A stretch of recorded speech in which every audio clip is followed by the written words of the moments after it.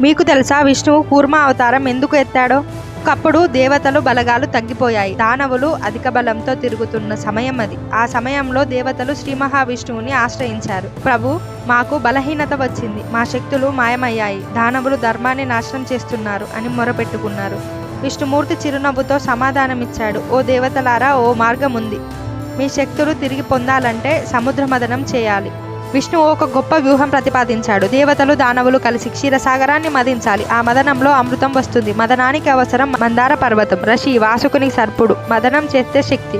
దేవతలు దానవులు కలిసి మండర పర్వతాన్ని మదన దండంగా మార్చారు. వాసుకి ఋషిగా చేసుకున్నాడు. అంతా సిద్ధమైంది అనుకుంటే ఒక పెద్ద సమస్య ఎదురైంది. పర్వతం చాలా బరువు, సముద్రపు లోతుల్లోకి మునిగిపోతుంది. దానిని ఎవరు మోస్తారు? ఇప్పుడు శ్రీ మహావిష్ణువు తాబేలు రూపంలోని కూర్మ అవతారం ఎత్తాడు. తన వెనుక భాగాన్ని సముద్రానికి కింద చాపి మండర పర్వతాన్ని మోశాడు. ఆ పర్వతం తన మెడపై నిలబడి ఉండగా మదనం ప్రారంభమైంది. మదనంలో ఎన్నో విశేషాలు బయటకొచ్చాయి. కల్కూడ విషం శివుడు తాగి నీలకంఠుడు అయ్యాడు. శ్రీ మహాలక్ష్మి విష్ణువుని వరించి పక్కన నిలిచింది. చంద్రుడు, ఐరావతం, కామధేనువు, కల్పవృక్షం, ఉచ్చైష్ఠవ గుర్రము. చివరిగా వచ్చింది అమృత కుంభం. దానిని దానవులు దోచుకెళ్లడానికి ప్రయత్నించగా విష్ణువు మోహిని రూపంలో వారిని మాయలోకి లాక్కొని అమృతాన్ని దేవతలకిచ్చాడు. ఈ కథ మనకు నేర్పేది ఏంటంటే, ధర్మం మరియు శ్రద్ధ ఉంటే శక్తి తిరిగొస్తుంది. అర్హత ఉంటే దేవుడు తానే భారం మోస్తాడు. శ్రీహరి తానే తాబేలు రూపం ధరించి భూమికి నిలవదుగా నిలిచాడు. అది తత్వము, త్యాగము, భక్తులకు అక్షయ నమ్మకము. ఈ కూర్మ అవతారం మనకు చెప్పేది ఏంటంటే, నీవు ధర్మబద్ధంగా ప్రయత్నిస్తే దైవం నీ వెనుక నిలబడక తప్పదు. మీరు విష్ణు భక్తులైతే ఓం నమో నారాయణాయ అని కమెంట్ చేయండి.